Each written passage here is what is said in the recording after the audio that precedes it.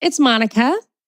I had a really great conversation recently with Freedom Convo, and it validates my policy of always giving new podcasts a chance. This guy's very smart. It was very interesting talking to him. He brought a lot of good stuff out of me, but his ideas were, just very intelligent and interesting. So I hope you enjoy this right now. And feel free to chat with each other in the chat. I will not be here because I'm at Jazz Fest, but I didn't want to miss our date. So enjoy. Thank you so much. Welcome to the Freedom Convo podcast. We have a very special guest today, and I wanted to say something before I introduce her. I started listening to podcasts in 2020. I did not listen to podcasts prior to that because I needed to get information outside of the mainstream because of the COVID scam and all of this stuff. Monica Perez is one of the people I started listening to, and I credit her and a few others with helping me understand and deal with this time we live in with accurate or alternative information. Anyway, that's all I have to say about that. So welcome to the show. Thank you so much. I feel like that was adding value in this world. It was probably the most unique value I've ever added, was being part of that community on air and off air, and other podcasters and listeners, and the people who even connected with each other, found each other in their own towns or even own countries through the propaganda report. It was very valuable. And I appreciate that it worked. I mean, it was good for me too. Yeah. We enjoyed you have that great radio voice, and you're a real deep diver into a lot of issues, and I really liked that aspect. So would you like to tell my audience where they could listen to your stuff and find your stuff? Sure. Well, I've had a few different incarnations. So I was on the radio for 8.5 years, where I was trained very well to just, all the little things that you don't think of, that to sound like you're just telling a story being natural is so much harder. To sound like it doesn't, to make it sound like it's just having a conversation in your kitchen or whatever is so much harder than you would think, doing it this way. And I valued that. But I, for whatever reason, I don't know, my show after 8.5 years did not survive COVID and COVID talk, I guess. So then that's when I had that, another door opened, and we did that daily podcast, my sidekick from WSB, Binkley, and I. And then, but during that time, it was a rough time. And I worked, I was basically working 6 days a week because we did a show 5 days a week, and we did a lot of community stuff on the weekends. And I just could not keep it up with like family stuff. So I wound that down, and I'm just now returning. I've got my old feedback from my WSB radio days. So I am back as the Monica Perez Show on your favorite podcasting platform. And I've begun to do what I was really trained to do. And I think what I'm uniquely good at is to just basically in real time read the news and understand why that's happening, or why it's a story in the news, how it plays into the very big agenda. So it's like very small stuff, but the entire newspaper, I would say, like I get the Wall Street Journal, every single story is there for a reason. And you can see it coming. And I feel like that's a value added. I feel like I read the newspaper so you don't have to. And I cut all that stuff out that is the spin, and just try to get to where, okay, why did that bridge collapse? Like, I think I know. And let's see. Let's just keep our, what to watch out for. Let's keep our eyes open and see if this agenda plays out, or what other agenda plays out, because there's always an agenda. Even if it were a natural thing, which I don't believe, there's always an agenda. And so that's what you can find on my show. So it's the Monica Perez Show anywhere you Google it. Okay, awesome. That's awesome. Yeah, I love your show. I love your stuff. Thank you. Okay, so, well, you mentioned that bridge, and basically what we're going to do today is toss around some local news stuff, or global news, or like American and Canadian news, actually. Sure. But and I'm interested in Trump. Like, I'm a Canadian up here on the East Coast. Completely, we got such a shitstorm in our own country, and I'm sure you have your own. So you mentioned that bridge collapse. Yes. I have not been doing the conspiracy thing. It's all over the internet, all over. Tell me, What happened, if you don't So mind? no, I don't mind. So it's the Francis Scott Key Bridge. It's in Baltimore, the port of Baltimore. The recently, whatever it was, like 2, 3 days ago, maybe it was Sunday night, it was hit by a big giant cargo ship and completely taken out. The Yeah. whole thing collapsed. Yeah. So when I hear something like that, first I ask myself, like, aren't bridges meant to be tolerate a hit like that? The incompetence canard, which I call it, it's like the government convinces you that it's incompetent, so you don't actually see how competent they are. And I use our FAA as an example. We had whatever it was, like 15 years, a few airline incidents, which I would consider actually all of them intentional, but no accidents. We're talking millions of flights, no deaths on US commercial jets for well over a decade, except for maybe before and after a decade, there were some exceptions. But when the government wants to do something right, they can do it. And now this is a local government, so maybe, but I never buy that stuff. And when I looked at the video, they said, well, it lost some power and it drifted. But if you look at the video, it was going in one direction and then it made a hard right into what appeared to be the weakest pillar. And it took the whole thing down. It's a pillar that looks like a sawhorse. So it's got four legs to it. And it just took them all down. And the foundation of those pillars were still there. And the lights went out on the ship right before it happened, which to me means, you can't see what's going on there. Some people said they heard an explosion. So first you have to get your mind around what is the government really capable of. If you really don't know about conspiracies, about what the government does, about false flags, this sounds far-fetched. So even when I was on the radio for years, I did not know 9/11 was an inside job. And I would say I don't believe 9/11 was an inside job because I didn't believe they would. Not that I didn't believe they could. I just didn't believe they would. The pathology that indicates is I couldn't get my mind around it. And then the Boston Marathon bombing happened. And I actually, because I was following it in real time and saw like the stories changing in the Boston Globe, which should have issued retractions when the information was, I was like, oh, what is this? And then I just uncovered that. We could talk for an hour about that. But once I saw that they could and they did, then I knew that. So now when I see stuff like that, the question is like, oh, come on, that's far-fetched. It's like, no, it is not far-fetched at all. There's a good chance of it. So then, okay, so I look at it and I think, well, but why would they do something like that? And for me, they're notorious, they meaning people who do this, which is the powers that be. In some case, it's the World Economic Forum or the World Health Organization or Bill and Melinda Gates Foundation, Johns Hopkins. If you need to know the they for any specific thing, I can tell you. So the weather modification in Vietnam, I just talked to Jim Lee yesterday, who's like the world expert on weather modification and what you see in the sky and all of that. Kissinger did it with the CIA. The Army didn't even know why it was raining on them in Vietnam. So it's compartmentalized, but I can, if you really need to know, you can find the answer of the actual they and the who. In this case, my guess is similar to one of the reasons for 9/11 was that they could not take those buildings down. Those buildings were obsolete. They could not take them down because they were full of asbestos. You'd have to have taken it down brick by brick. It could not have happened. So they had to demolish them. And like with this bridge,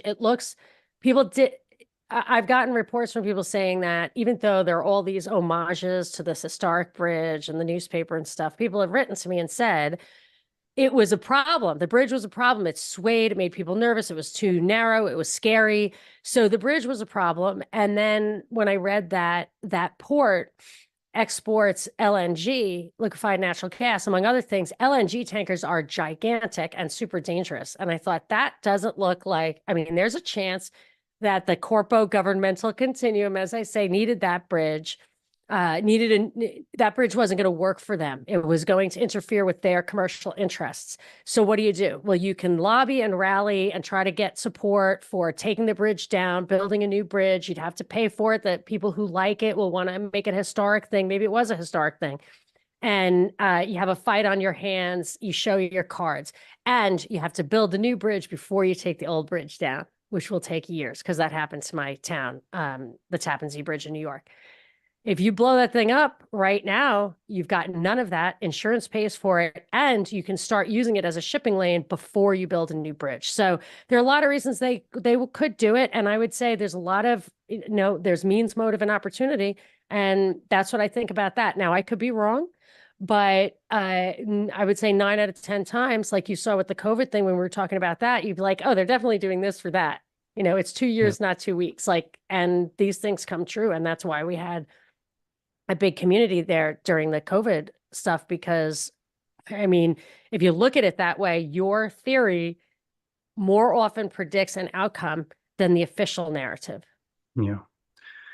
Yeah, geez. So here in Halifax, we have hundreds of those things coming in and out of the harbor every day, and 2 huge bridges just like that one. So I thought when I saw that, for someone like me who looks out the window can see when exactly the stuff happening all day long, it's like, oh, geez. And our government here is on that level who would probably anyway. Yeah. What do you think about those tankers? When you see the biggest ships going under the smallest bridges, or the older bridges, does it look like those older bridges pose any kind of inconvenience? The bridges we have here seem bigger, more Right, sturdy, okay. very tall. Yeah. It seems like a lot of room, but I'm going to be looking more closely now to Yeah. figure. I feel like that we could withstand a hit.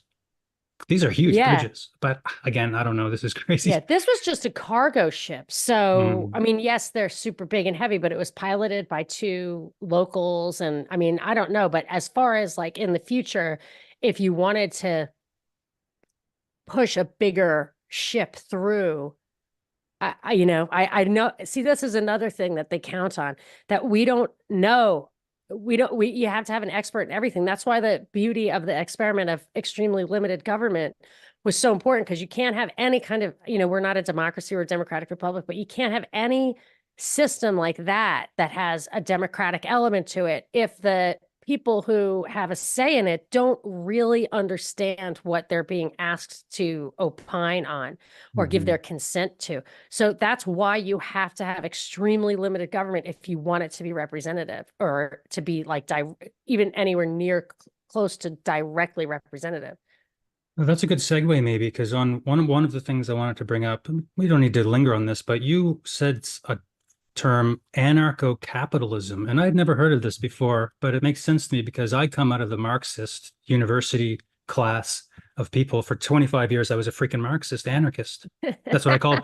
Now I'm an anarchist. I think they called them syndicalists in Spain. Okay. The red and black A, that's exactly. the syndicalist symbol. The gold and black is the anarcho-capitalist. That was my flag that I would have certainly flown, the red and black, yes. But I guess over the last 5-6 years, maybe I've really gotten out of that and went much more into the agorist, middle of the road libertarian view of things. So, but yeah, anarcho-capitalism. Why don't you unpack that just ever so briefly? Sure. Yeah, I'll be brief. So the idea, Murray Rothbard is the kind of hero of anarcho-capitalism. He might have actually coined that term. He's a very well-known libertarian economist, and I would say a sincere one. Some of the libertarian stuff, I think, is just a trap to dismantle the nation state in favor of a world government, not in favor of individual sovereignty. But the idea is, he said, there's only really 2 laws. They're obvious: don't touch me or my stuff. And that in a kind of state of nature, you naturally defend yourself, and you would make associations, voluntary associations. If you had self-defense, it would work. And if people stepped out of line, they would be pushed back against and not prosper. That the benefit of cooperation is self-evident, and the natural consequences of bad behavior keep people in line. And my favorite example is when I was a waitress for so many years in the US, there's basically no, you only get paid like $2 an hour if you're a waitress, but you get a ton of tips. You get 15% in your pocket of everything you sell. So even when I was 17 years old, I remember calculating it, and I would make $17 an hour after taxes when I was 17, which is a long time ago. And now that's even above the minimum wage right now. And that was an after-tax number. And never, ever I really literally, I don't think I can remember anyone ever skipping out on the tip. So people every once in a while would skip out on the check, like once, maybe once in my whole life that happened. And it was probably an accident, but they didn't, they paid for your services for social reasons or out of a sense of justice. And that's, I think, a great example of what anarcho-capitalism is. And then I do worry a little. So even the expression capitalism, now that I realize that so much of it is financial capitalism, it's corporatism, it's hijacking national, international bodies, everything like that. I just shy away from that term, and I prefer agorist, like you said, which is agora is the marketplace. And the idea is have a freedom of, you know, the freedom in the marketplace, even if you have to barter or whatever to get away from that overarching corrupt system. And that in a sense, like I like that better because it betokens more of that mom and pop entrepreneurship, which would happen if the government did not favor corporations, in my opinion. So like in the 19th century in the US, there were rising real wages and more productivity growth captured by the individual. And there was more competition and all that before the regulatory state. I think the regulatory state is what creates oligopolies and that kind of thing. So capitalism is a weird term now because it's so corrupted by the financial industry. But yeah, so I would go with, I'm a philosophical agorist. I actually hate shopping, so I'm more of an agoraphobic agorist. I like that. I like that. But I respect the idea, and I try to pay people in cash when I can, and little barter stuff like that. Sure. Yeah, I've sort of been refining it a little with this podcast because you will know this, that once you start podcasting, you start talking to different people, you're researching new things, new ideas, which you really wouldn't be doing otherwise. You'd be watching TV or something. So I've been slowly refining my worldview over the last 4 months since I started this show to a very pure individualism and a very self-regulation of society view, like this agorist, quasi-anarchistic position that people are good. People do care about their goddamn neighbors. Yes. They do have a higher purpose in life that they could find if the propaganda and the government would just F off, fix the roads and go away. So yeah, I take a very pure individualism as a good path, like learning skills, right? Yes, learning skills. I would say our capacity to love is evidence that we can have organic communities. Because I actually think love, you could even say, as an evolutionary response to the need to have a safety net. That you love and you are loved and you are in a family and a community of love and trust in case something happens to you.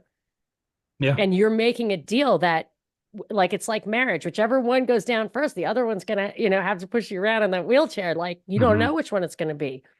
So I feel like love in itself shows, and that would be, I feel like, I know this sounds so woo-woo. I'm so not like that. I'm just a math person, but the love is the answer to basically all of the problems, and it's natural and we like it. But everything from abortion to euthanasia to war, the culture of death to the safety net to welfare to everything. Yeah, I'm with you there. Love thy neighbor. So therefore, I grow extra food for my neighbors just in case.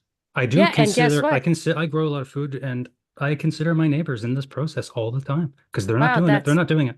Amazing. But you know what? Hopefully they're doing something else. Maybe they're literally like collecting. One neighbor is collecting gold and guns. Or bullets or whatever. And if you have a neighbor who was I talking to? Maybe Lanny or whatever. Somebody said, who was it?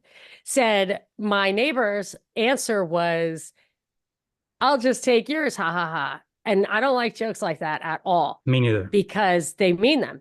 Yes, they do. And that's when this is crazy, but my father, we had guns when I was growing up, and my father said, and we had our garage was full of dried food. He had 9 kids and he had to prepare. And he said, the neighbors laugh at me, but they'll come to the door and you cannot let them in. And I was like, yikes. Like, what the heck? Yeah. He would say something like that to me all the time. It's like, are you prepared? I was like, no. Like, I'm not, do not, I get like latrine duty. Like, I am not Yeah. manning the front door. I'm sorry. Yeah. But Yeah. but that's the thing about smaller communities. So you have a 350 million person country. That is not where your welfare state should be. It's the 150 person community where you can say, that used to be mutual aid societies, where you could go knock on somebody's door and say, hey, I know you've been out of work. We've been bringing you food, but I saw you like whatever, having your cigar and your cigarette in the back, or cigarette in the backyard, and it looks like you're feeling better. So how about working? And if you can't, you don't have a job, like my lawn needs to be mowed. Yep. And then you have minimum wage, which prevents stuff like that. They put laws against allowing someone to live in your spare room. That changed. So the dynamic of being able to give, this is a Marxist thing, give what you can, take what you need, actually works in a community, a voluntary community of love and respect and accountability and transparency, which happens in a small town or a small neighborhood. Yeah, absolutely. Absolutely. I want to talk about Donald Trump, if you don't mind, because I'm a Yeah, Canadian, and like I said, there's a lot of Canadians who pay a lot of attention to the United States as if they already of live there course. or something, I and it know. They just say drives me we. crazy. Yeah, They say yeah. we. Oh yeah, yeah. I got some friends who are obsessed with what's going on in the States. Meanwhile, we're living in a communist country in Canada. Yeah. So I would like to get your opinion on a few things here, and I would like to give my opinion and receive also information from Yes. you. Sure. So Donald Trump, I have a question. Yes. What is the deal? And what I mean by that is this Yeah. guy is always in court. There's like this Yeah. lawfare going on with him. Yeah. Yeah. I don't know. Just tell me something about him. Like, is he going to win this Yes. election? Is he going down? Is he a bad man? Is he a friggin' a deep state, fake? Well, I would call him a created person, Go ahead. but Tell me everything you think. yeah, I mean, created actually, a lot of times when I say created person, I mean when they were young, like they were identified young. I would say primarily as brilliant liars. The people who are very effective created persons are, or I've heard the term lifetime actors. Yeah. He's an actor. I don't think he was a lifetime actor, but he was trained as an actor on the show The Apprentice by Jeff Zucker, who ran CNN when Trump took the White House without spending a penny on campaigning, which, I mean, even Obama needed to spend like $85 billion or something. I mean, I think that was the cap that he blew through. I don't even know, but it's preposterous. It's on its face. It's more obvious than like that bridge. Like you can just see it, and you cannot win the presidency without spending any money when the entire media is against you. But what the media did was, in my opinion, say, oh no, liberals, the scariest thing that could ever happen to us is Donald Trump. And that is what got the Republicans to vote for him. And he would do that. He would pick fights with them, and he would say mean things. And I would say over and over again, this guy never, ever even promises to restore the Bill of Rights. Never. So the guy, he went bankrupt 4 times. Like, you're hiring him as a CEO. That's how people talked about it. He was a terrible CEO. He went bankrupt every single time. And there were a lot of nefarious activities. But what was the most important thing is that all of his fortunes, from his father's fortune, which he passed down to him, to his casino operations, all of that stuff was government protected or subsidized. So his father built projects with government money. He opened a casino, which is a regulated industry where the government suppresses competition against you. And he actually got that license that another person with the same problems would not have gotten. And his sister was a federal judge. I mean, strange things. Like, his sister's a federal judge. You know what I mean? Like, and his uncle, John Trump, was an MIT professor who confiscated all of Tesla's papers before Tesla's actual heir and nephew could arrive at the scene of his death. So I think he worked at the Atomic Energy Agency, or I'm not sure what exactly John Trump did, but the backstory is undeniable. And then you have the fact that the U.S. had its greatest. No one has ever restricted freedom as much as during his term, because he had an emergency order on the federal level that everybody could lean on to totally overstep any laws. And just the policies, the vaccine, he stopped the economy. This stopped the economy for 2 years, killed people, Yep. destroyed their livelihoods, destroyed small businesses. I mean, a Democrat never could have gotten away with that. Never. It's interesting now because I had Trump derangement syndrome in Oh, 2016. wow. So Yeah, I did. you're that I'm new that to new to free thinking. smartening up, free thinking. Yeah, yeah. I Yeah. mean, I always considered myself a bit of a free thinker, but really coming from this Marxist woke bullshit, absolutely I was not. So anyway, so I went from maybe a year or a year and a half of Trump derangement syndrome, and then slowly began to think, you know what, this guy's actually funny. So I started to laugh. Yeah. I was like, this is the greatest show on earth. This guy is Yep, absolutely hilarious. exactly. And then I slowly turned to, this guy seems like someone who was put in place to really mess with people's heads, divide people into Yes, camps. definitely. Yeah. And Justin Trudeau is doing the exact same thing.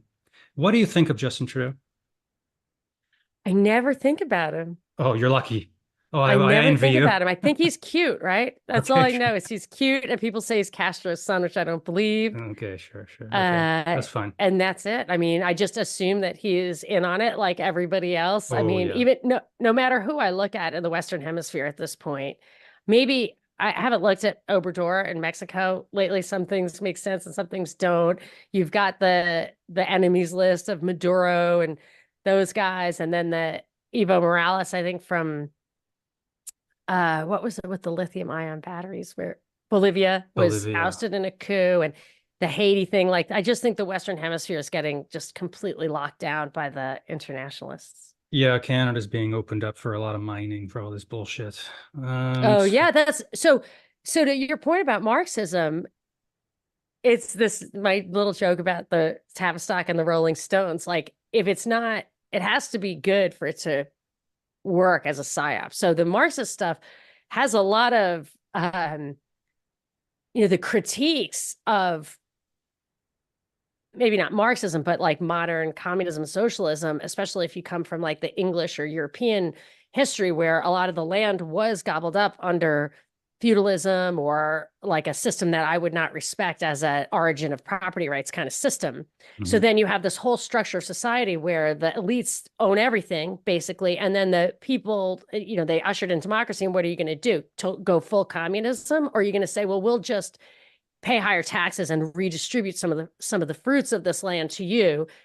When communism is we're taking it and giving it to everybody, which of course, like on an individual level, is completely unjust. But there is so much injustice in the way government is hijacked by elites that I can see how you would, see the injustice, or in South America and stuff, indigenous people, like they have a different even value system, and they're bamboozled by this idea, well, you don't have title to this land, so it's not your land. It's like, that isn't fair.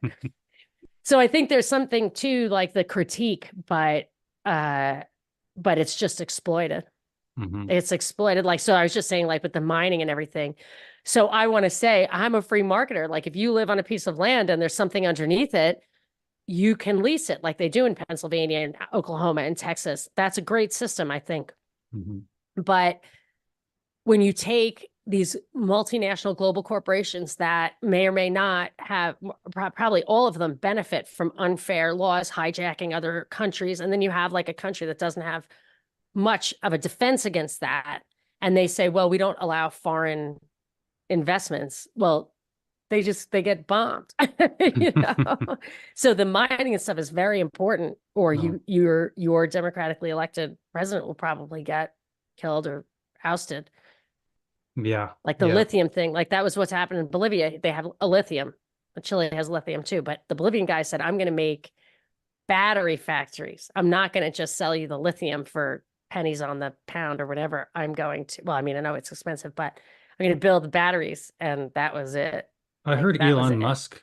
Elon Musk had something to do with this Bolivian mining. Did Oh, you? oh, He said, You may, yeah, but he yeah. seems fake too. So Oh, whatever that yeah. is just the Tesla, it's just the electric vehicle thing is the lithium, which they're going to phase out eventually because it's horrible for the environment in every sense of the word. But they're getting rid of really independent cars that you can fix. We had cash for clunkers. So you can't fix the car. You can't run it on a can of gasoline. Mhm. And they're moving us away from any heirloom knowledge of that, like guns and preserving food, any heirloom knowledge Mhm. of how to, an automobile.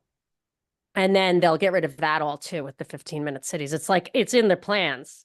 So, Yeah, yeah. I've done shows on it and I have the resources and everything. They're international organizations that say they're, communist or people driven, but they're definitely not. You can see their roots go through the World Economic Forum and whatever's on the other side of that. Are we going through a deindustrialization process under the guise of some modern technological utopia, you think? I would think so. There's a book by Servando Gonzalez called Psychological Warfare in the New World Order, I think it was called. And Wow. he is Cuban. And he said that Cuba, because it was the most industrialized of the Latin American countries, I mean, it was our playground. I should have bought it. It was very expensive, but I saw an old map of the US and the inset, instead of being Puerto Rico and like Alaska and Hawaii and stuff, it was Cuba. It Hmm. was depicted like they thought that it was going to become a state, perhaps, but it was Cuba. It was that much of an extension of us, of the Yeah. U.S. And he said that's why they picked Cuba for the deindustrialization project because they wanted to see if you could really do it. And so, yes, I think that is part of it. And it may be it could be as simple as that old plot by David Rockefeller and others. You can't have a world government or a world hegemon. You can't have one centralized power, if if the East and the West are going at different rates. Hmm. So it's kind of like, a transmission, an engine and the wheels, they have to go at the same rate or you're just not going to be able to make it work. And I feel like that the green stuff is about modularization, regularization is, make it so everything just plugs in and all the systems can be run in the same way, kind of centrally, but they have to be similar. And the idea was to boost the East and pull down the West. And they have some job on their hands because the tech can really increase productivity, but I mean, that's why they have to have the controls in place. Oh my God, what a mess we're in. I know, Jesus but Christ. can't give up hope. And Jesus Christ is the answer, actually. And I'm like not a Bible thumping holy roller, but You're Catholic, it's right? the yes, but Yep. it's Pascal's wager. It's just what are you going to do? If there's no God, you think you're saving this world, and if there is God, you just have to, have faith and pray and save your own soul. If you save your own soul, if you do what you're supposed to do, which is love, Yep. right? Love one another as I have loved you. Like if you do that, that might save the world. I believe that.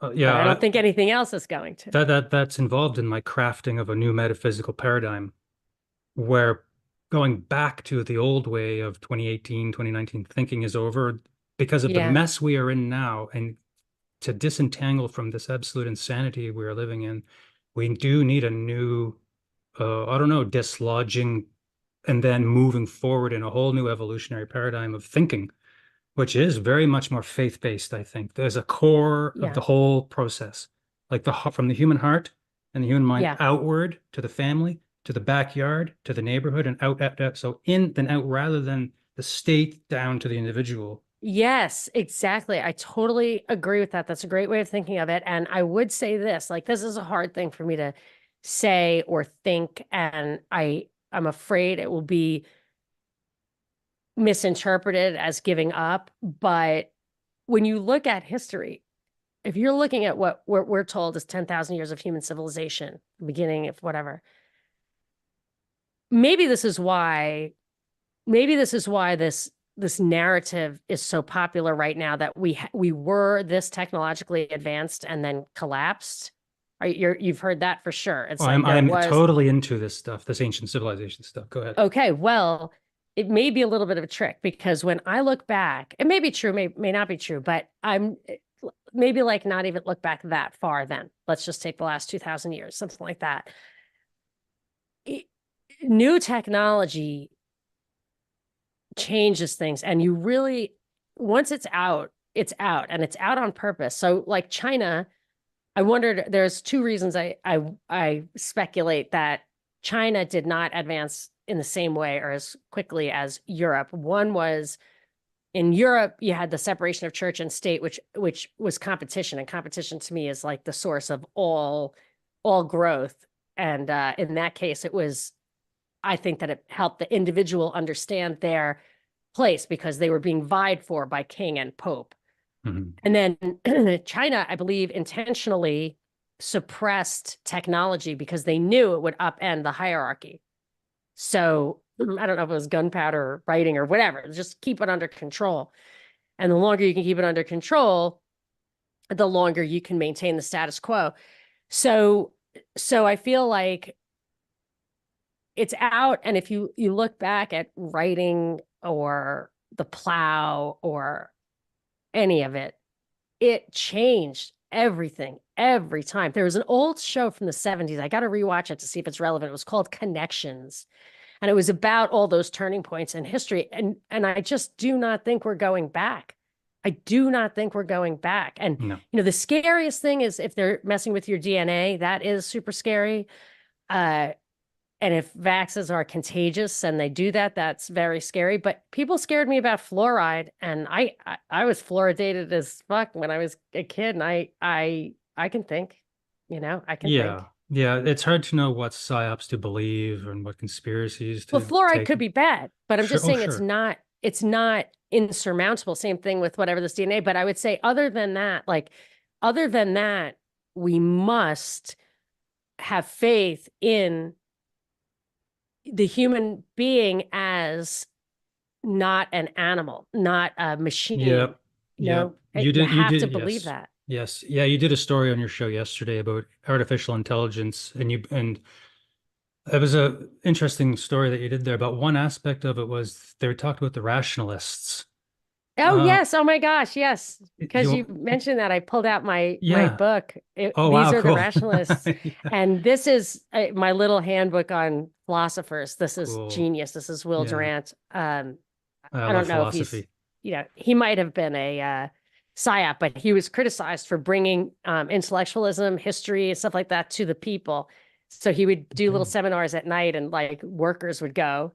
But if you want to get philosophy in a nutshell, so he has Spinoza as in here, which I Okay. think he says is the greatest philosopher ever. I think is his opinion. But this is all three of the rationalists: Descartes, Spinoza, and Leibniz. Yeah, I those are the couldn't rationalists. Yeah, that's I right. couldn't deal with this at all. I could not. Like last night, I was like, I'm sure there's like a synopsis, and nope. No, these are I have yeah. notes in it. I must have read it, but it's been a while. It's heavy stuff. Oh my God. But I'm a type of person who likes to dig into these complex, big ideas like philosophy and psychology and spirituality, but really on a surface level that I can apply to my life. So reading about the rationalists, Yes, you could read your whole life about these crazy idiots. In my opinion, they're idiots. But rationalist yes, humanist materialism is the World Economic Forum paradigm that human beings have no spirit. So this is the enemy of humanity, these rationalists, kind of. yeah. I don't want to And paint them.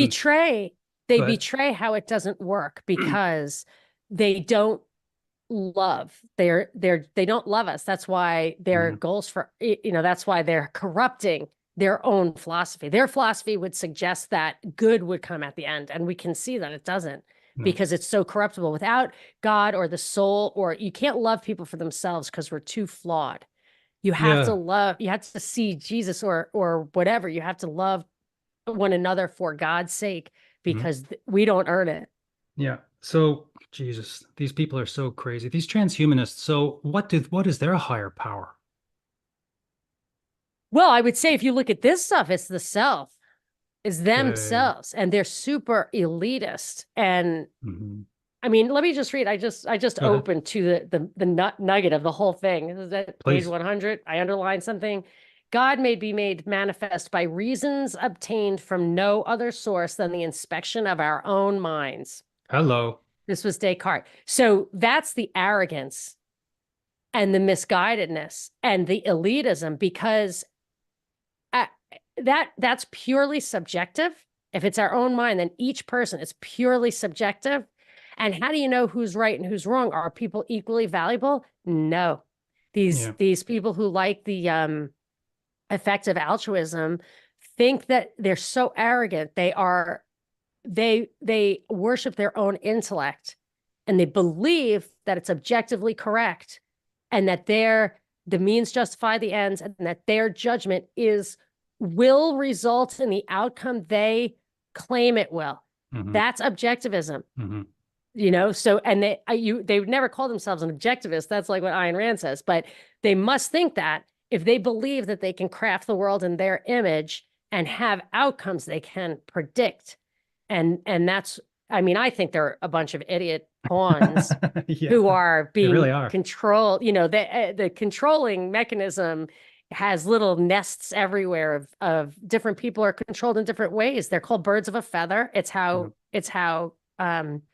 Google silos are meant to work, and whatever, that's a whole nother story. But they're just there with something to lose. Status and stuff can be the biggest fools because they have something to lose. They have status. They don't want to fall out of line with their group think, and just because you're good at analysis or something like that doesn't mean you have the courage or capacity to be a free thinker. Yeah, that makes me think of the ancient civilization stuff again, because the Egyptologists, what's his name? Hawass is his last name. Anyway, he was supposed to have a debate with Graham Hancock about what is the Great Pyramid, because modern, obviously, archaeologists say it's a tomb. Yeah. But anyway, so as you say, these intellectuals in that field also have to drive home this fact. Yeah, without dinosaurs. Question. I don't know if you realize dinosaurs are ridiculous on their face.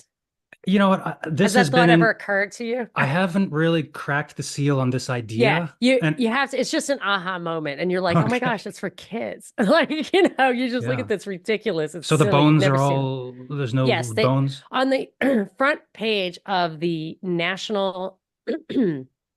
What's the Natural History Museum of ours? And I have a link I can send you of a show I did with the Tower Power Gang. And I've got all the links, everything. Right on the front page, it says, not only are the bones the dinosaurs you see in the museums just made of clay, they're clay duplicates or whatever. People say replica, but that's technically, I don't think that's called a replica, but of bones that aren't bones.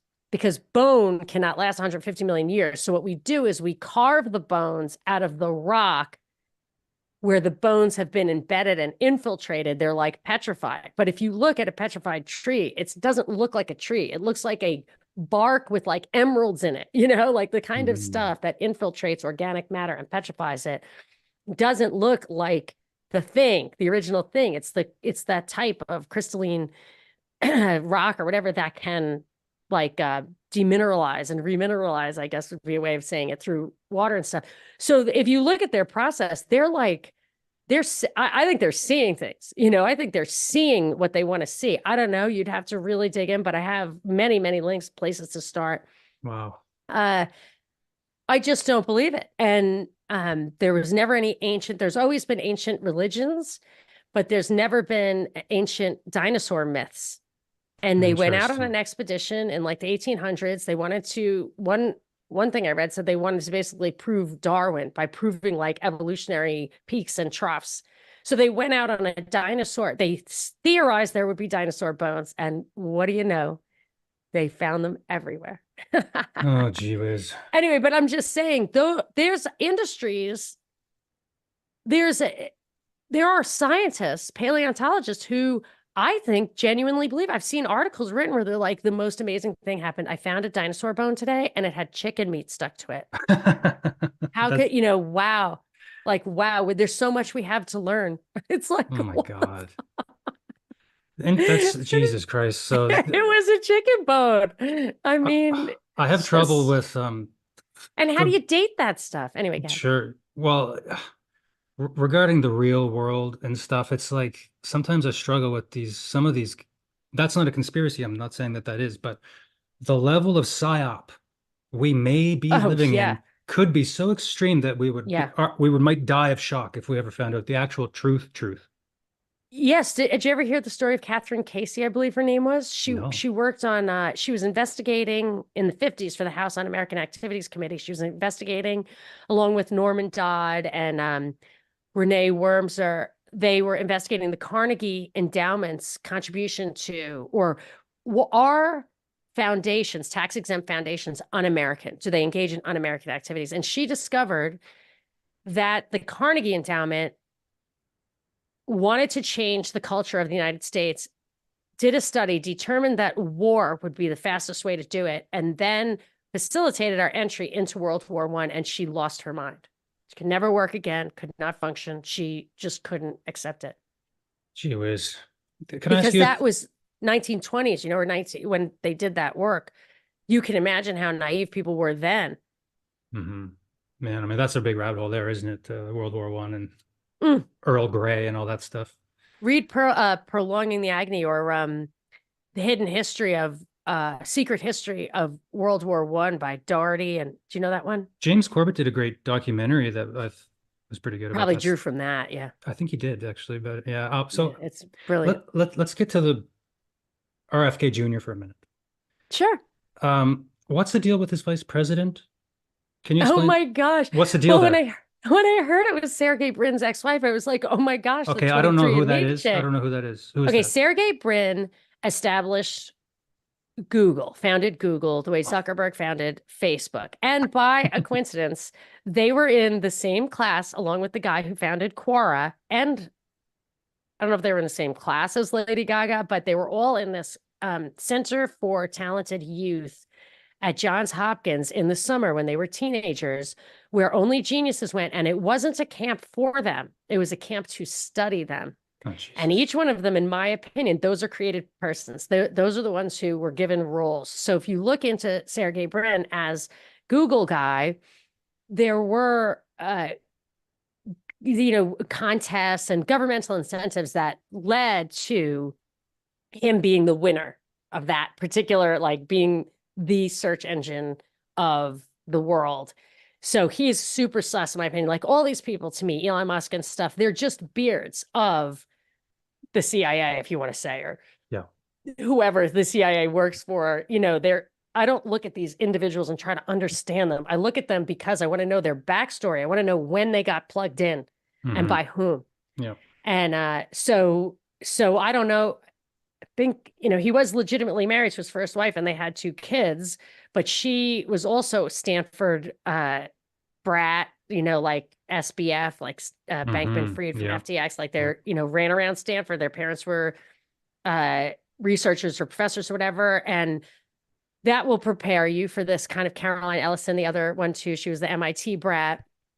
It prepares you for these, I think, to get plugged into these roles. So she started 23andMe, which is the thing that collects everybody's DNA. And I actually thought I read once that it was somehow like domiciled in Israel because they didn't have the kind of protections that we have, but I never could verify that. So I don't know, but like the 23andMe definitely has a sketchy, it's collecting all our DNA. Yeah. So she was his first wife. She was Sergey Brin's first wife. So this chick, Natalie, what was her name? Here, I have it here on my Nicole Shanahan. She's much younger. She's in her 30s. So she was married to Sergey Brin, but I'm certain they had like a very serious prenup. So whatever money she had, she doesn't have billions like his first wife has billions and is in like the billionaire club where they pledge their money. So there's like $600 billion under the control of the Warren Buffett, Bill Gates. It's called the Giving Pledge. And they're like, well, it's impossible to really do effective charity one-off. So we're going to combine our resources and I would say control the world. There was one thing in one of these futurist scenarios that people quote a lot. There were 4 scenarios. It was from a Rockefeller Foundation study. People ignore the one scenario, which says like the the charities, the international charities will end up being the governments or the world government because the governments won't function anymore. So this Jesus. giving pledge, I think, is, prepared for that backup plan. If it's not plan A, it's probably plan B. But this chick, the younger one who RFK picked, is not that rich, but it's hard to tell how rich she is, from 5 million to 50 million to billions is speculated. I have no idea. It could be her But connections. yes, so well, what I consider about people like that, like Kamala Harris, who's like definitely in on everything, but some of these people I think are chosen not necessarily because they're good at anything or in on it, but because they've been proven to be able to keep their mouths shut. They know about it already. Like the fewer people you can let in on the way it works, the better. So you can pick from this pool of pre-vetted people, and maybe people who are on the road of being vetted, like many are called, maybe they just die, maybe What they. about some of them being MK Ultra? Like do you think that there's people planted in government and other places that literally are? Because I watched the Canadian Parliament and some of the behavior of those people, they're just like completely zoned out. And whenever the right thing is said, they jump up and clap like crazy. Yeah, interesting. I don't I know. haven't I haven't thought of that in a while. Like I do believe that there were MK Ultra operatives in the 60s and 70s in the form of these like vixens and such. Mm, I think now, because propaganda is so effective and surveillance is so effective and censorship and communication, that they don't actually need to do that. right. But Okay.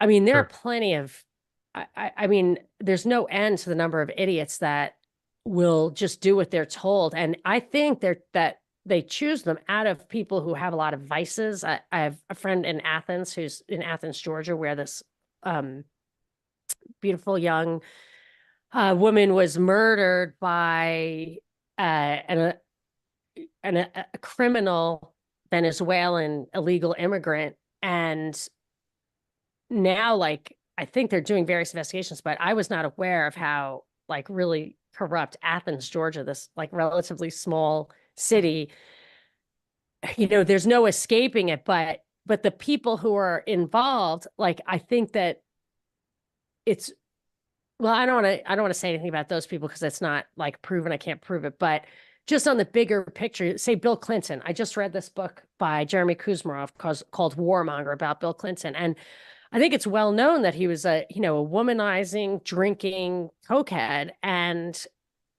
those are the people you can control. And I don't think you need to, that controls their minds in a way. Sure, that makes sense. And that also makes me think about Matthias Desmet's, one of the aspects of his theory. I mean, I don't think he's perfect in his analysis of everything, but I think that he's onto something there with the mass formation. But he was saying that like dictators in the past and their little followers, they're in inner circles, they really believe the propaganda that they're saying. And this is the problem. Yes, I totally think so. They're true believers. Yeah, Absolutely. I will say, I will make a little caveat to the drinkers and stuff. I actually think the ones that aren't drinking, the ones that don't drink, and they're like Trump doesn't drink at all, like they're the ones who, they don't have to believe it. They don't have to actually believe it. They can actually be in on it because they're in control all the time. So I feel like if you've got somebody you can get them drunk, they'll say stuff, But if you're dumb enough and you say stuff and you really believe it, that's totally fine too. That's But very yeah, I interesting. think they're true believers. That's why I say like many are called and few are chosen, because, and the same thing with these super ultra pop stars and stuff. Not everybody can handle the pressures. You have to see. And even with presidential elections, I think Ted Cruz, Hillary Clinton, or Trump, any one of them could have won, and they would have performed, one of the necessary roles that is in the very long-term plan. And if it had been Hillary, I doubt COVID would have come down quite the way it did, because she wouldn't have been able to control the people. The people would have gone marched on Washington. Mm-hmm. We're But getting I don't think she was in the cards, but I think Ted Cruz could have won and served a purpose. I feel like, and I would say all those three people are in on it. But I sure. feel like a lot of things go into who can actually pull it off and what it is they can pull off, what people will accept at what time, when. And you can only, I think, probably accomplish a couple of things as a leader. I remember just learning that in economics and college, like, if you have two tools, you have like fiscal and monetary policy, and there's just you can maybe accomplish 3 goals, but you can't accomplish 5 goals because they start working against each other. However many tools you have either one more or one less thing you can achieve. Mhm. Yeah, we're getting close to an hour, and I don't want to keep you too long. You can go a little bit over if you want, but go ahead. Because I'm looking at my list of things. Yeah, go ahead. No, because we started half an hour. I still have Sure. a half an hour. You can, Okay. I carved out 90 I minutes. tend to go overboard in preparation. Yes, I have done that myself. I'm And notorious for you're a that. special case because you cover so many things and so deeply. It's like, wow. Oh, So thank why you. don't we go back to RFK for a sec? I had another Sure. question about this guy. You see, he started out, and in our house here, we were like, oh, let's watch more JFK interviews and stuff. This guy's really against the vax, and yeah. But then he said something that struck me. He said, my son is over fighting in Ukraine. And I said, I didn't what? hear that. Apparently, he Ugh. says he's got a son over there fighting in Ukraine. So I don't Oh, know. Maybe that could be some segue into the Ukraine-oriented discussion yeah. because our Oh, country is freaking obsessed with the Ukraine oh, in a good way or a bad? in a bad. Well, look, we're giving all of our They money. think they Canadians think don't that have it's a just $9 billion. war.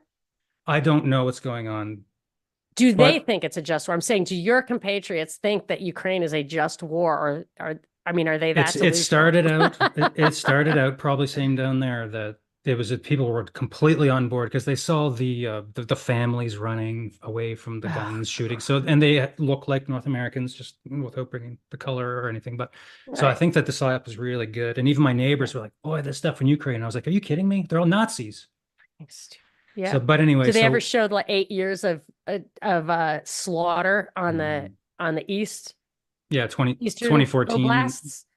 Oh Yeah. yeah, I know. There's been it's that, but that's a whole. We don't need to crack that nut Look up too. Zakharshenko. Zakharshenko. Okay. I have shed a tear. Then Okay. they blew him up in a cafe. He was like 40 years old. His name actually means sweet, like Zachar and Oh, Zakharshenko. what a scene. He was a politician. He was a military guy. He was a lawyer. He was I mean, he could do stuff with his hands. He would have been the Hmm.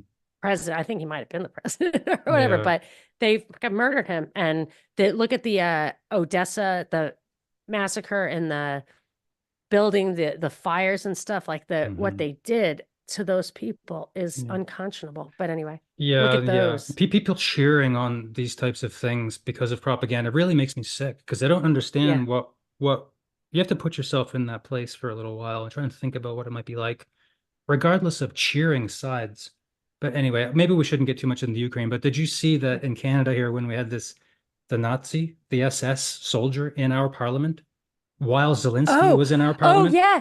That was like international news. And I feel like that's just more of that divisiveness. Like It was that's crazy. intentional. You don't need to Oh do my that. They God. had to get the Nazis though, because the regular people would not kill the people from the Donbass. They had Hmm. to get the Nazis. So, Hmm. I mean, they're Nazis. Just look it up. It was so crazy. It was I covered so it at the crazy. time in Yeah. 2014. I mean, Oh. I covered it on the radio. It was Hmm. hard to get people to even be interested. I'm like, we just conducted a coup Yeah. against a president who was Yeah. democratically elected. Hmm. That we did that. There's evidence. Like I played the evidence of it. Yep.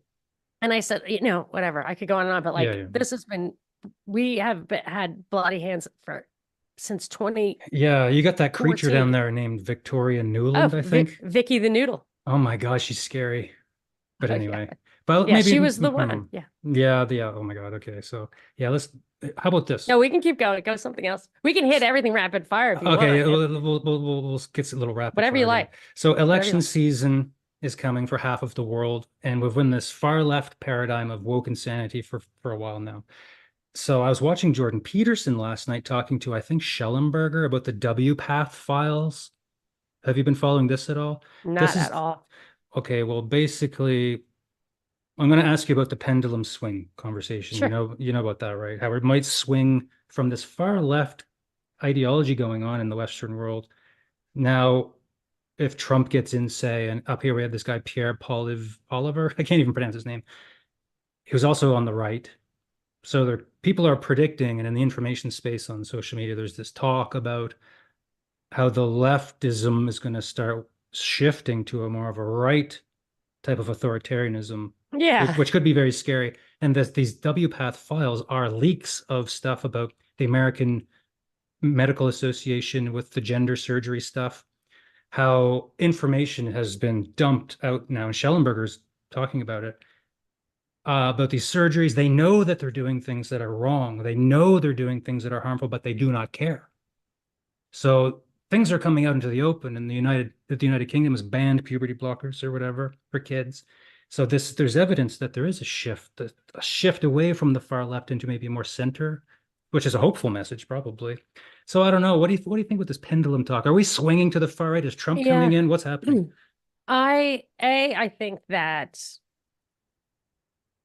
the extreme transgender stuff, like surgery without parental permission, parents should not be allowed to permit it either, because these are children, and genital mutilation is like an atrocity. Like, you can't It do is. that. Yep.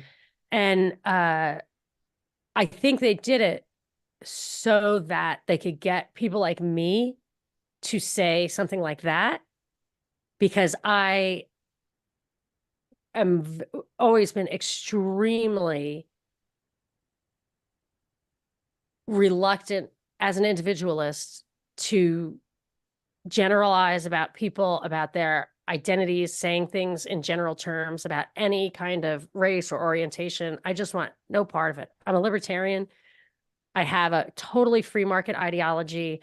I am not going to tell you that you can't cut your dick off if you want to. Like, I Yeah. just, that's just, and now, For the children, we have to speak up. yeah, I mean, now, not only that, but like, I'll say things casually that seems pretty mild compared to, the people on Twitter and other podcasts on that. And now I'm looking into the Catholic political philosophy, like the kind of more traditional one, where it's like, yes, you can totally have free markets. You don't need welfare, but you can't have, but a unified moral theory, whatever religion it is, needs to be the framework for your civic organizations. So to have eclectic religion or no religion in a nation that has laws doesn't work. Now, I don't want to represent a Catholic social or political teaching as this. I'm just saying what I'm getting from this, what I'm coming to. Sure. It's quite, we have a country where half the people, people would, no disrespect to the soldiers, did light themselves on fire, but like, they'll light themselves on fire against abortion and light themselves on fire for abortion. This is such a fundamental, clear moral issue, that to think that you have a country that is split on that, a country that makes laws about it, it's not cohesive. It can't work. So I think that they are intentionally getting us to polarize in that way. We were going towards the center until, 20 or 10 years ago. And now we're polarizing. So maybe it's going to swing, but you've got this intentional polarization because the reaction is the action. They're getting you to react, so then you're the bad guy. You will overreact. That's why I'm really against that. Like, I'm really against like the anti-Semitism. You can say what you need to say about just wars and false flags, but don't start calling people names or looking at individuals who may or may not do things wrong or promote right or wrong without knowing them personally. It's dangerous, and it's wrong, and it's a sin against the Holy Spirit. Like, you can't do that stuff, and you will be wrong. The reaction is a trap. So when you're saying there's a pendulum swing, it's a polarization, and it may appear like that, but I think that the ideology is that authoritarianism is the ideology. It's the same on both sides. The problem is, like the rationalists and stuff, there's subjective differences in what you think are, what this AI company said are human values. So it's like, okay, what do they mean by that? No answer, because they don't want to say it, because then they would have to stick to it. It's the game is, we are defending human values. They're the same on both sides. They're mutable, though, because now the right no longer likes individualism. They're becoming a European right, like I said in the beginning, where they're like, we need to take back our country from these usurpers. That is a right, or we need to, Yeah, so that is a reactionary right from Europe against socialism or whatever, but it's a different, our right, our conservatives, our return to the past, we're classical liberals, which is not what the right is in Europe, but it's what the right is becoming now. Hmm. And that plays right into power at the top. My viewpoint works. And if people disagree, I have to dominate them. That's, it doesn't matter to me which side it swings on. That's the problem. And Hmm. it's not swinging in the direction of liberty. And I would say morality, but then you have a problem of like that there's been a very long mission to distort our understanding of morality. There you go. I think you've nailed it there. I'm gonna have to listen to this back a little bit. You've said so many things there that are going to be very helpful to me. And on that note, I'll ask you a personal question about me. So, Sure. so I struggle to maintain my composure when I cover the news. I end up getting angry in front of the microphone, and I'm like, Mhm. geez, I sounded like an idiot getting angry over that stuff. But I'm sensitive to what's going on, and I'm new to the podcasting thing. You're what we could call a veteran, maybe, of news, Yeah, sure. covering the news. Yeah. Do you ever get pissed off about the things you're reading about what's happening in your country? And I how do mean, you maintain composure for your audience and your show? I've been doing this a really long time, so like a lot of stuff is not new to me.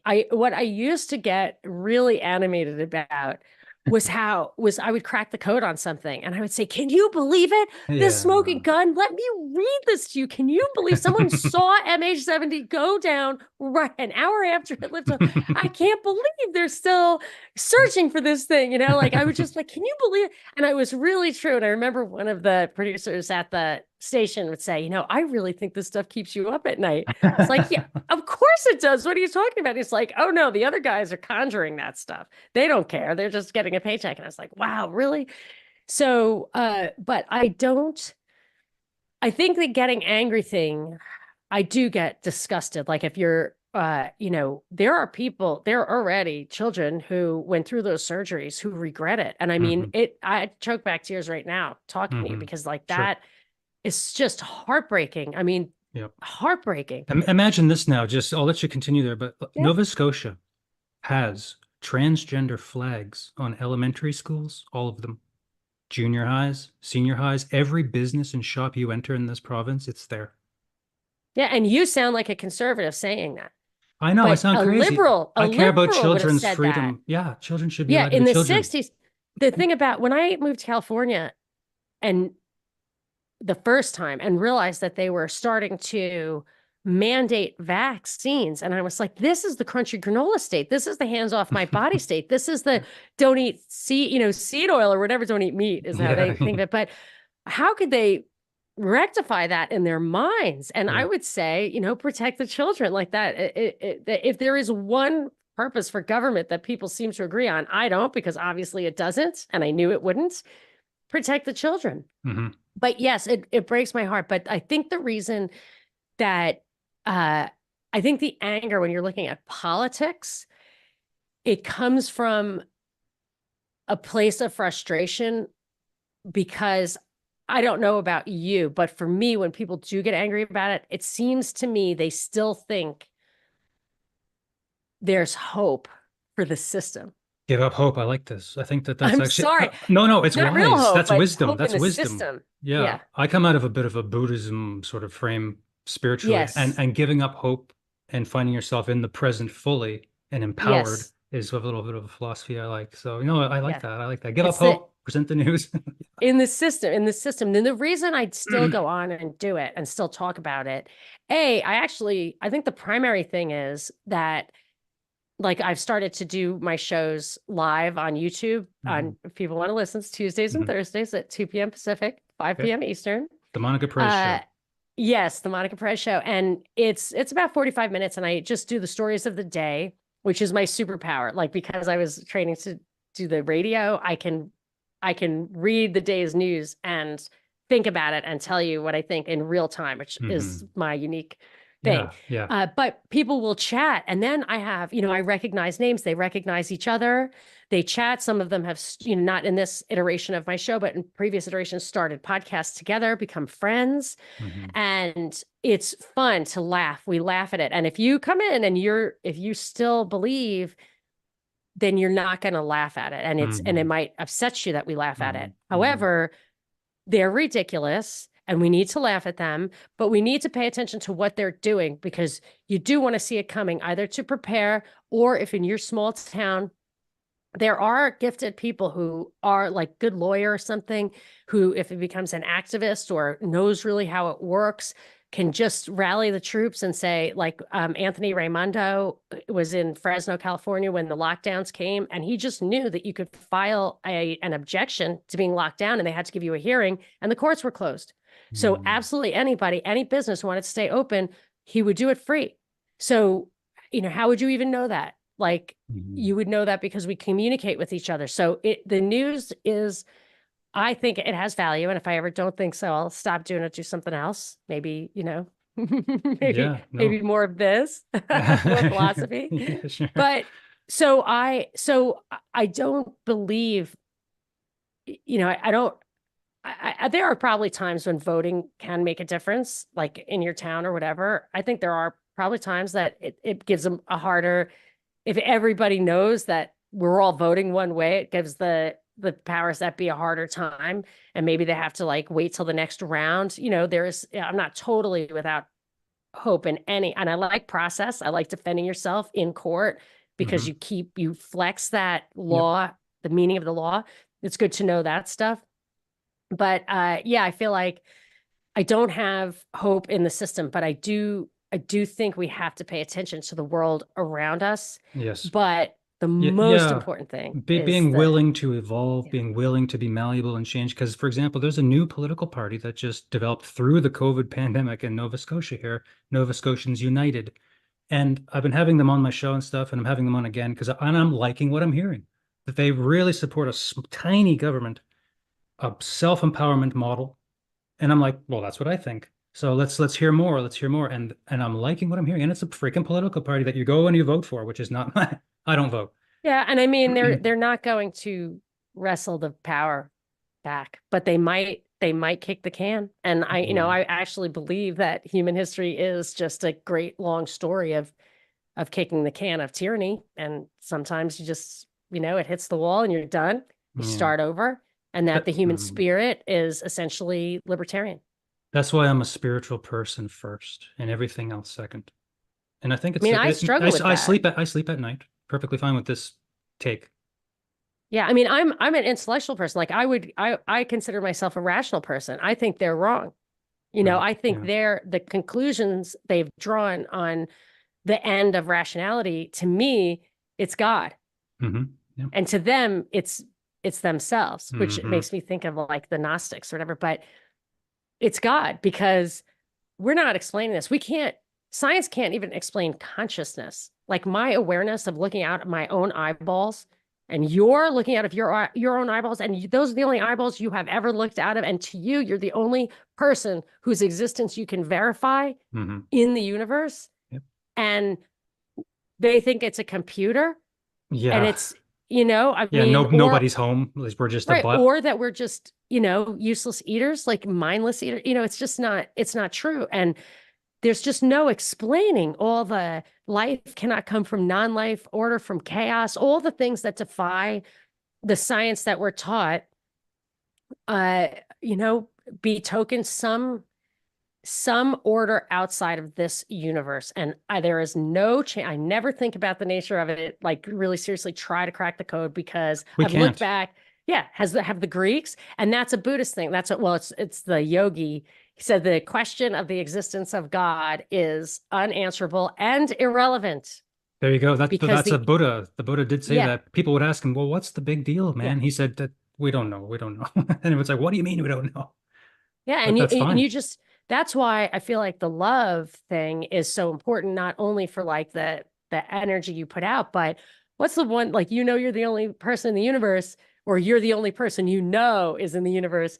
I have my people, my dogs, Mhm. even the bunnies, which are very cold. Choose your bunnies wisely. Yeah. Um, but like I love nothing more after, a life with plenty of hardships. But one of the famous last words that I will never stop repeating of my mother on her 95th birthday, she said to my young daughter, enjoy everything. There you And go. I like my cocktails. I Yep. moderate so that I never Moderate. have to give them up, but I Mhm. make beautiful cocktails. And on a Friday night at 5 o'clock, nothing pleases me more than to sit with my husband, who's not perfect, but he's perfect for me. Mhm. Like it's not like this fantasy thing. Like you would come into, I remember we were talking to each other once, and one babysitter said to another one who was taking over, she's like, don't worry, they're in love. And I was like, yeah, because we just was like, what are you doing? I can't believe you said that. You were supposed to do the dishes. But, and I just like, nothing pleases me more than just sitting there looking out over, our little tiny, it's just a half an acre, but a half an acre piece of land in LA is something to, Yeah. be really grateful for. It's a little fringy, That but I look reminds over me it of and I go get ahead. joy. And that's what it's all Absolutely. about. Yeah, you're reminding me right now of a Zen poem which only has two sentences. It's I alone am eating my breakfast, looking at a morning glory, which is a flower. Yeah. And that takes your mind, it just wipes the thoughts away. And you're like, wow. Anyway, I Yeah. think No, Zen that. poetry. Yeah, I Oh love no, it. I'm reflecting on it. Yeah. Yeah, it's moving. Yep. And yeah, and I feel like, well, like, I've had this experience. My mother died recently, and that was very intense, and I was there. Hmm. And my dog is dying, and I Mm. just, when you're really, like, I used to not want to contemplate death because it's scary. And now I feel like it's quite liberating. Yeah, when my dad died too, I saw the death rattle for the first I time. know I had that. That's how I knew. Yeah. That's when I called my siblings. That a listener friend of mine, Rachel, said that death rattle means they don't have long. And I was like, and then people were like, oh, that's just this, that's just that. I was like, I don't think Oh, I so. never knew that existed. I never seen No, anyone die. Can you imagine walking in on your own dad and like, that's really, really scary, man. I was like, because they can't clear the yeah. moisture in there. Oh, They can't clear Jesus. it. And as somebody else gave me the heads up when my friend was dying of breast cancer, that she's going to start hallucinating. And that's when the electrolytes just don't balance at all. And it can be dangerous if she's mobile. And so we were there and she started hallucinating. And I was like, well, that's it. And everyone's like, what are you talking about? And I was like, oh, sorry. I didn't mean to tell you. But no, because I was crying and they're like, what's your problem? Yeah. I'm like, what's my problem? Didn't the doctors tell you? Like some guy at the airport told me this was going to Yeah. happen. Yeah. Are you kidding? So, but it's liberating in that now I know I'm going to die, Yep. even if I die at 95, like my mother. That's why she pulled my 19-year-old daughter close to her and said, enjoy everything. She was looking Hmm. back on her life and she was saying things like, I cannot believe people ruin their own lives with their bad decisions. Like, Yeah. why do you hurt yourself and the people around you? Yeah. She was sad in that. And I was surprised that she was sad because she loves Jesus so much. But that's what she was reflecting on. And I thought, don't ruin your life with bad decisions, which I escaped a few bad decisions and I'm good with my life, Mhm. and enjoy it, because Yep. however many years from now, when it's your turn, you're you're gonna wish you had a few more of those gin sours on the veranda. Yeah. I No. don't mean a few more gin sours like as an alcohol thing, but a few morning glories Yeah. Yeah. over Exactly. Like breakfast. stop and smell the roses, and the classic. Yes, I Yeah. know it's all classic wisdom. That's why, yes, we can look back. Yeah. So when you were saying like, don't look back, like we need a new paradigm, I agree with you. However, the wisdom, I don't think there's new wisdom to be had. I think Perfect. it's old wisdom to Yep. be I, respected I and call it street renewed. wisdom. I call it street wisdom. Yeah, Like heirloom what goes wisdom is around what I comes call it. around. People say this. What goes That's around true comes too. around. And I'm like, You whoa, get yep. this, they taught me in radio, which is if you were in radio instead of podcasting, you would see what your anger did. And that was the journey I went on. You're like, how do you control it? Well, what the journey I went on was 40,000 people or any given time. I mean, on a weeknight, if I filled in for Eric Erickson, it was like 400,000 people, and you would say something they didn't like, and boy, they would get all over you. And if you weren't sure you knew why you said what you said, I mean, for me, I would start crying, not right in the Mhm. moment, but so it helped me really understand myself. And I remember someone telling me, a producer saying, you get what you give. So if you want anger or you want whatever, you're going to get it. And I was totally moderate. They wanted me to do it. They wanted anger in the callers and Mhm. stuff, but I would not do it. I said, I'm never going to be rude. I'm never going to say anything I don't believe. That's it. I like that. Don't And never it's say anything helpful. you don't believe. That is so Yeah. important. Oh my God. And not only that, but actually speak it too. Never hold back. Yeah. And these days I think we have to speak whatever the I truth. don't have the courage always to do that Yeah. because I don't like to generalize, and I don't like to hurt people. If one person is hurt by a false Mhm. generalization, I can't live with that. I Yeah. can't make fun of people. I mean, I'm Yeah, no, it's Catholic. stupid. Yeah, it's You're not supposed to do childish. that stuff. Yeah. Yeah. Don't say bad things. I mean, it seems So pretty I try not straightforward. to. Yeah. Yeah. Maybe we could consider our wrap up. Hey. Yep. Yeah, some things we didn't get to. Who is the New World Order, and do your Catholic beliefs color your view of who they may be? Like, are they Satanists, Luciferians? Oh, the Pope drinks baby's blood. That's for sure. I've started calling them blood drinkers because I think that they're very Yeah. depraved, whoever the hell they Yeah. are. Papa Frank. Gosh. So global transhumanist dystopia. We didn't touch on that. That's well, we did Yeah. actually. We did actually. Are we going down Yeah. that road? What words come to mind when you think of transhumanism? The moon landing hoax, chemtrails, balkanization of Canada and the United States. Oh, well, let's do it again. Oh, that would be awesome. I'm a Let's do it huge again. It's fan. been a pleasure. Yeah, Yeah. it's been a pleasure Okay. talking to you. And yeah, I'm happy to do it again. Awesome. And actually, and if this will probably help you, we can take this and I'll make a little highlight reel out of it, or I should say, Bobby will make a highlight reel out of it. And we can introduce my listeners to your show. Cool. Yeah. And you know I'll what's put it in awesome? my James thing. Corbett was my very first guest. Can That you I freaking believe saw that? that. And he Wow. did the same thing. And then all of a sudden I started getting downloads from Russia, Ecuador, Korea, Wow. but they didn't That's stick. They didn't stick with me. great. But I have like a Canadian audience Yeah, and he did that to me once and it crashed my server. So I got nothing out of it. Yeah, no, that was But great. it was really a privilege. Yeah, yeah. I've told you that I'm not big into reach because I have no money thing with my show. Yeah, meaning actually I want reach. I don't want money. I just want Yeah. reach. I just want the effort Yeah, I want to to craft be a new worthwhile. metaphysical paradigm to help Fantastic. humanity through an art Let's do it. project. I call it art Tell project. me what I can do to help. How can I help? You've helped a lot. I'm gonna have to listen back to all of the things you've said a few times and incorporate. That was one thing that happened a few times to me when I was in radio. I would get an email that said I had to pull over to listen to your show because it's always in the car when it was on radio. And I told my boss, I was like, isn't that great? He said, no, no. People are going to turn the channel if they cannot follow what you're saying while they're driving to work. I was like, Sure, oh, oops. So I No. slowed it down a little bit. But yes, now in the podcast era, I don't have to. Yeah, you're a real force when it comes to deep dives into these issues. But I like that. I like that. And I like a real mix. Like your show does certain things to me cognitively and it's helpful to learn and it's very entertaining. And you make me That's laugh. the point. Yeah. That's what my mother said. She was a hardcore radio listener. She said, if Yeah. you can't be positive, don't even bother. Yeah. But you have to be, it's the same thing with the callers. Like you have to believe it. You can't say something that isn't true or you won't withstand challenges. And I've had to live the positivity and it's been a bonus actually. Excellent point to end on. Okay. I would like to wish Monica Perez a wonderful Good Friday. It's Good Friday. Yes, very good. And everyone can go listen to her show at the Monica Perez Show.